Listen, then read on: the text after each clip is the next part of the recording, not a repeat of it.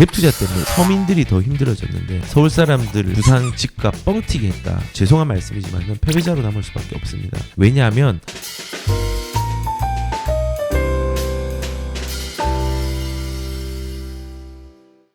또 오늘도 좀 댓글을 조금 가지고 왔습니다. 읽어드릴게요. 갭 투자 때문에 오히려 전세가율이나 전세금이 높아져서 서민들이 더 힘들어졌는데 결국은 열심히 빚내라는 말씀이군요. 제가 영상 올린 거에 대해서 갭 투자가 많아져서 전세 물량이 많아진다고 얘기를 했습니다. 네, 그래서 어이없어 하셨고, 그리고 갭 투자 때문에 전세가율이나 전세금이 높아졌다고 합니다. 이분은. 근데 제가 여기에 대해서 좀 말씀을 드리고 싶은 게요. 사실은 갭 투자가 많아져야지 전세 물량이 많아지는 거는 맞습니다. 왜냐하면 공공에서 공급해주는 임대 물량은요, 전체 물량이 20%도 되지 않습니다.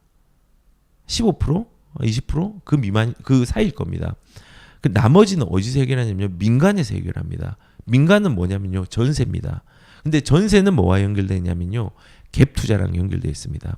갭 투자를 하는 사람은 자산을 늘리기 위해서 선택을 갭 투자를 한 거고요. 세입자는 뭐 불가피한 상황이거나 아니면은 시장에 대한 집값에 대한 불안함 때문에 전세를 선택한 겁니다. 어쨌든 주거를 전세와 갭 투자로 선택을 한 겁니다. 중요한 건요, 전세 물량은 공공에서 내는 물량들이 작습니다. 민간에서 대부분 해결해 줘야지 전세 물량이 많아지고, 전세 물량이 많아지면요, 이거를 싸게 주거를 선택할 수 있는 어떤 공급처가 많아지는 겁니다. 당연히 갭 투자가 많아져야지 세입자들이 안정이 되죠. 수요와 공급의 원칙에 의해서. 그래서 마냥 갭 투자를 하는 사람을 나쁘게 보면 안 됩니다. 왜냐하면 서로가 이해관계가 맞은 거거든요. 투자로서 수익을 늘리고 싶은 욕구가 있었고, 싼 값에 주택의 좋은 지역에 입지에 음마 아파트를 가는데 뭐 20몇 억이 없으니까는 그래도 한 7, 8억 10억 미만으로 가려고 하는 거고, 예전에 5억, 6억으로 갈 수 있었으니까 그렇게 이해관계가 맞은 거거든요. 그래서 첫 번째는 저는 공공에서 공급해주는 물량이 20%가 되지도 않기 때문에, 민간에서 해결하기 때문에 안정적으로 공급되는 게 맞다고 저는 생각을 합니다.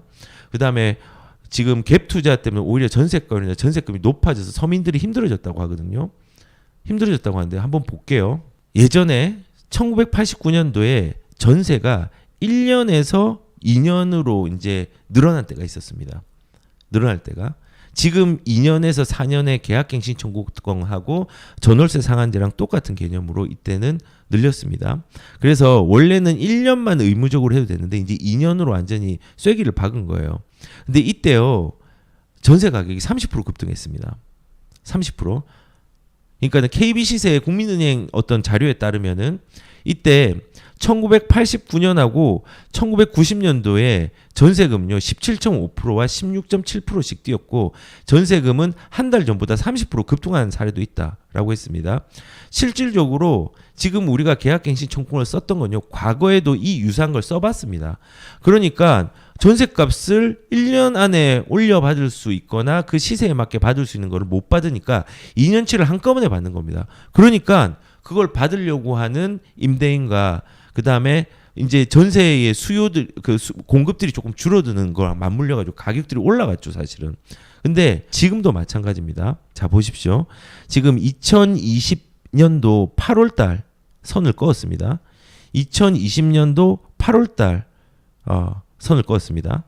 예, 그냥 강남하고 강북 대표적인 그냥 한 개 그었습니다. 갭 투자가 많이 나와서 전세가가 올라갔나요? 이 시기가 뭐죠? 그 계약갱신 청구권 등에 대한 임대차 입법들이 시행된 시간입니다. 이때부터 전세가가 올라갔습니다. 북한산 시티 같은 경우도 이때부터 올라갔습니다. 아니, 여기 안 올라간 거는 어떻게 된 거냐? 이거는 계약갱신 청구권을 쓴 거죠. 계약갱신 청구권을 써서 이렇게 유지가 되는 건데, 중요한 거는 계약갱신 청구권을 쓴 건요, 가격들이 원만하게 꾸준하게 올라갔습니다. 결국은요, 이번에 전세가 올라서 역전세 문제가 나타났던 거는 계약갱신 청구권을 쓴 사람은요, 이 문제가 안 나타났어요. 저 이번에 계약갱신 청구권 쓴 거는 전세금 좀 올려봤거든요. 올 초에는 제가 계약갱신 청구권을 안 쓰고 신규로 맞춘 거는 역전세를 크게 맞았습니다. 예, 억 단위로 맞았습니다. 이제 이렇게 이제 된 거예요. 그래서 결국은 갭 투자가 올린 게 아니라요. 정책이 올린 겁니다. 이번에는. 그러니까 서민들을 힘들어한 게 갭 투자가 아닙니다. 서민들은 오히려 다주택자들이 많아지면요. 오히려 편해질 수 있습니다. 지금 북한산 시티도 지금 이렇게 완전히 이분적으로 이제 전세금이 이렇게 왔다 갔다 나눠져 있잖아요. 그래서 지금 전세가율이 전세금 높아져 서민들이 힘들어진다고 했는데 갭 투자 때문에 아닙니다. 갭 투자 때문에 아니고요.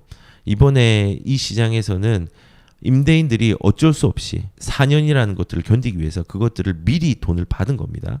근데 이게 이제 문제가 시장이 안 좋아지고 금리가 올라가면서 문제가 된 거죠. 그래서 결국은 뭐 빚내서 집을 사라는 말씀이네요라고 했는데요. 저는 개인적으로 빚을 무서워하지 말라고 늘 얘기를 하는 게요. 빚을 내야죠. 근데 빚을 내는 것 중에서 관리를 잘해야죠. 제가 얘기를 하는 게 그거잖아요. 칼을 쓰는데 그걸로 요리를 하는데 쓸 수도 있고요. 사람을 해하는 데 쓸 수도 있습니다. 어떻게 쓰느냐의 문제지 빚 자체가 나쁜 게 아니라고 생각합니다.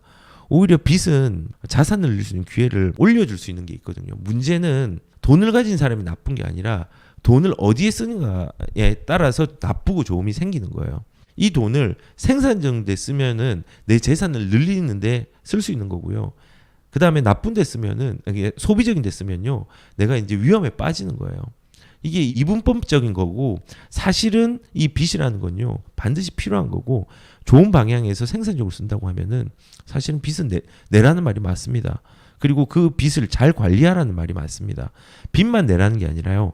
관리까지도 잘하는 말씀을 드리는 겁니다. 그래서 저는 이 댓글에 대해서 조금 얘기를 좀 드리고 싶었어요. 그리고 또 하나만 더 말씀을 드릴게요. 서울 사람들이 부산값, 집값 뻥튀기 했다라고 이제 댓글을 썼더라고요. 부산 집값이 싸다고 서울에 있는 사람들이 와서 이제 투자를 하는 거죠. 뻥튀기 시켜놓고 거품만 덩그리 남겨놨는데 쌌던 건 다 이유가 있다고라고 얘기를 했거든요. 근데 이것도 좀 모순인 게 물론 외지인들이 많이 들어가는 시기들이 있었습니다. 근데 제가 지금 요 거래량이라고 그래프를 제가 오늘 통계청에서 뽑았습니다. 뽑았는데 이 보시면 그래프가 하나가 아니고 두 개입니다. 여기 빨간색 선이 안 보이시죠? 여기 서울 사람들이 뻥튀기 했다고 했는데요. 서울 사람들이 부산에다가 거래한 거래량입니다. 숫자가 없으니까 안 보이죠. 그래서 제가 한번 보여드리면은 2023년 5월달 서울 사람이 거래를 3명이 했고 총 거래 건수가 5월달은 2,579건입니다.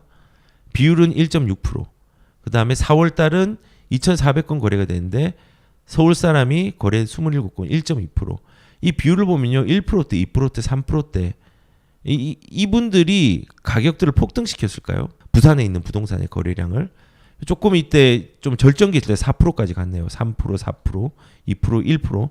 다 이 정도입니다. 근데 이 서울 사람이 거래를 해가지고 거품을 만들었을까요? 아니거든요.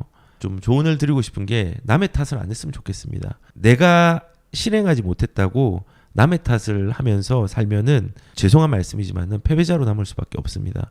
저는 한 가정을 책임지거나 나 자신의 인생을 책임지는 데 있어서 제일 중요한 게 남 탓을 안 하는 게 제일 중요하다고 생각합니다. 제가 우리 집사람을 되게 좋아하는 이유 중에 하나가 그런 거죠. 어떤 사람은 툭 치면은 왜 쳐? 라고 할 수 있지만은 저희 와이프는 딱 치면은 실수로 친다고 가정한 거예요. 치면은 제가 어떤 거를 뭐 실수를 했죠? 잘못을 했죠?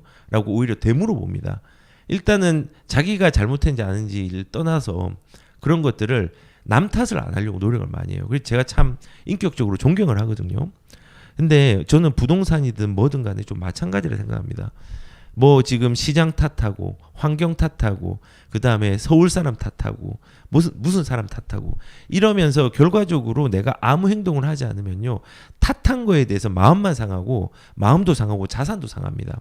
그래서 우리는 현실적으로는 상황적으로 인플레이션이 밉고 물가 오르는 게 밉고 집값 올라가는 게 밉고 다 밉지만은 그 밉다로 끝나는 게 아니라 밉다 하지만은 이 미운 것을 극복해야 되겠다까지 행동으로 옮기셔야 됩니다.